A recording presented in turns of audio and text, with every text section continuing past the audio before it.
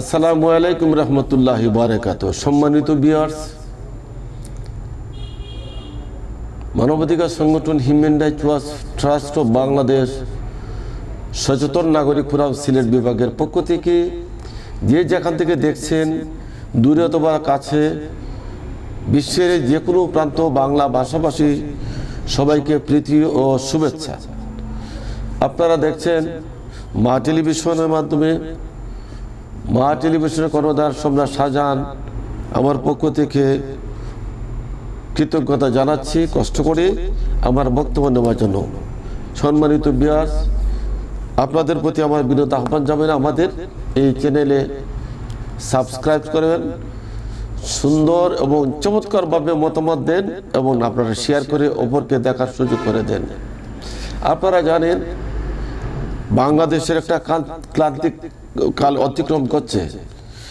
তারপরে বর্তমান সরকার, অন্তর্বর্তীকালীন সরকার নির্বাচনের একটা রোডম্যাপ ঘোষণা করছে। নির্বাচনের তারিখ এখনো ঘোষণা হয়নি। বড় বড় রাজনৈতিক দলগুলো তাদের মাঠে তাদের নেতাকর্মীরা যাদেরকে মনোনয়ন প্রত্যাশী তাদেরকে মাঠে কাজ করতেছে। সেই ক্ষেত্রে কোনো কোনো ক্ষেত্রে নিজের দলের মধ্যে হোক, একে অপরের দলের মধ্যে কিছুটা ব্যতিক্রম দেখা যাচ্ছে, এরপর যেটা সংঘাতে রূপ নিচ্ছে। তাছাড়া আপনারা জানেন বিগত কয়েকদিন আগে বাউল আবুল সরকার নামে একজন ব্যক্তিকে গ্রেপ্তার করা হয়েছে।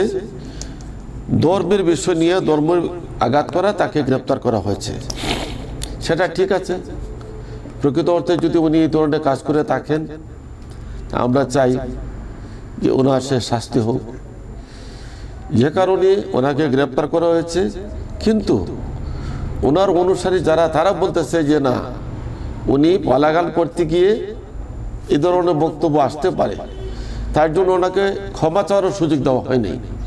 তাই যে কারণে তারাও এর বিরুদ্ধে, অর্থাৎ ওনার জামিনের পক্ষে তাদের আহ্বান জানাচ্ছে, শান্তপ্রিয়ভাবে তারা মানববন্ধন করছে। সেই মানববন্ধনেও তৌহিদি জনতার নামে অথবা যে কোনো এক দল তাদের উপর আক্রমণ করতেছে, তাদেরকে নিগৃহীত করতেছে, তাদের বাক স্বাধীনতা হরণ করে নিয়ে গেছে। এটা অত্যন্ত দুঃখজনক, লজ্জাজনক। এদেশে যুগ যুগ ধরে বাউলরা আসছে গেছে, বাউলদের বিভিন্নভাবে মানুষকে সুপথে নিয়ে আসছে, সংস্কার করতেছে। আলিমরা যেভাবে করতেছে, এক আলিম আর আলিমকে কাফের বলতেছে, একজনের বক্তব্য আরেকজনকে ভিন্নভাবে নিচ্ছে।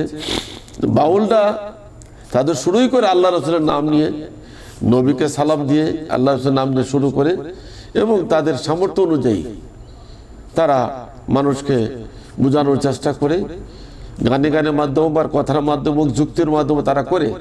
সেই বিষয়টা হয়তো বা কোনো ক্ষেত্রে ওনার হয়তো ত্রুটি হয়ে গেছে, আমরা সেটা পছন্দ করি না। আমি এই যে মুসলিম হিসাবে আমরা এর সুবিচার চাই।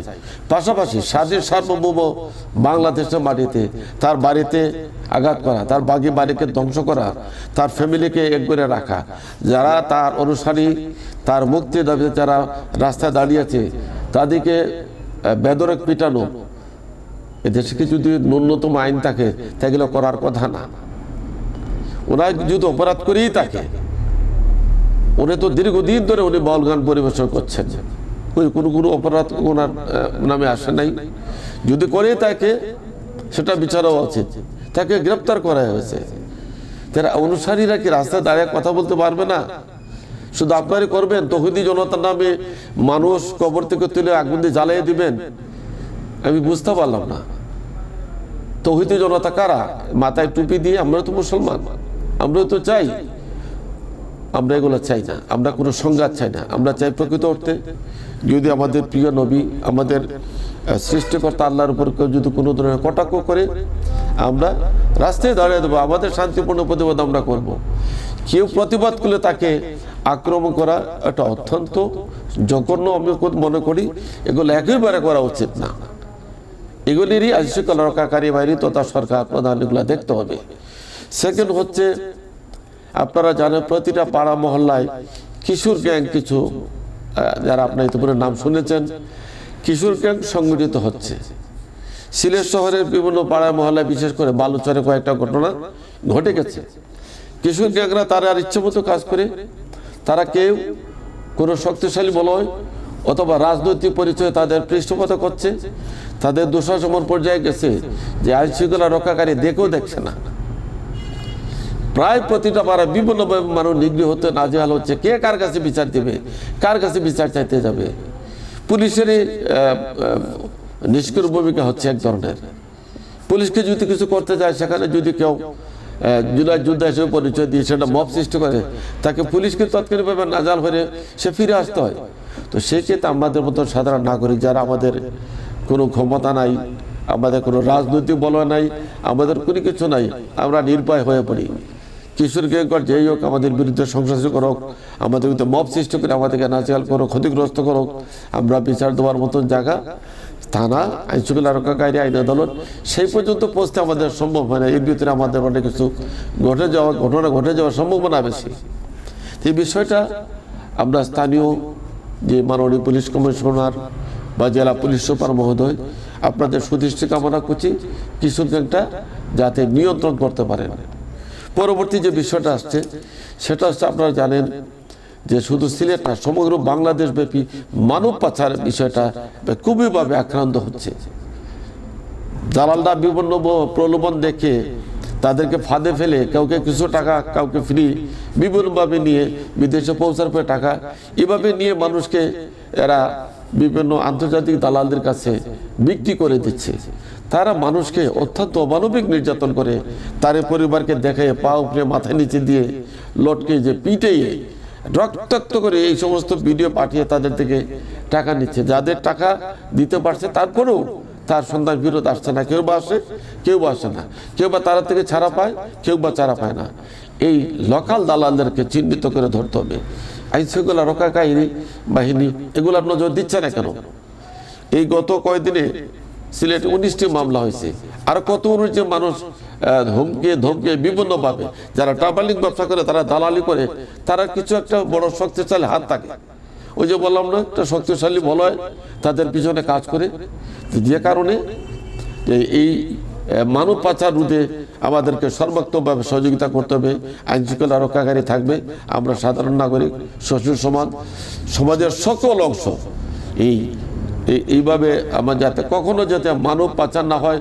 আমাদের সন্তান যেন ইউরোপের নামে যায়, যেন সে লাশ ফিরত না, অনেক ফেরতও পাচ্ছে না। ভূমধ্য সাগরে সে নিমজ্জিত হয়ে যাচ্ছে, বিশাল যেখানে মরুভূমি সেখানে নিমজ্জিত হয়ে যাচ্ছে, সে মারা যাচ্ছে, তার কোনো খবরে পাইতেছে না।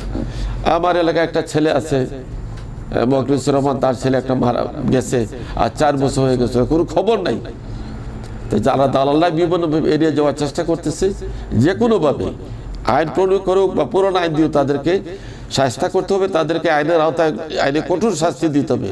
অন্যথায় নাগরিকরা নিরুপায় হয়ে গেছে। সর্বশেষ যে জিনিসটা আমি বলবো, আমরা শান্তিপ্রিয় নাগরিক, আমরা শান্তি শৃঙ্খলা চাই। বাউলদের কাজ বাউলদের করবে, বাউলের তারা যদি কোনো ধরনের সভা সমাবেশ করে, তাদেরকে করতে দিতে হবে। এবং যদি আবুল সরকারের কথায় যদি কোনো ব্যক্তি বা গোষ্ঠী যদি আঘাত পেয়ে তারে অবশ্যই সব প্রতিকার পাওয়ার জন্য সে রাস্তায় দাঁড়াতে পারে।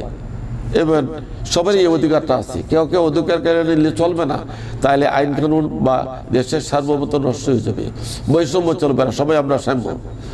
সর্বশেষ সৃষ্টিকর্তার উপর বিশ্বাস রেখে, বিশেষ করে আজকের যে সাক্ষাৎকার নিচ্ছে মা টেলিভিশন সম্রাট শাহজাহান, তাকে আবারও ধন্যবাদ জানাচ্ছি।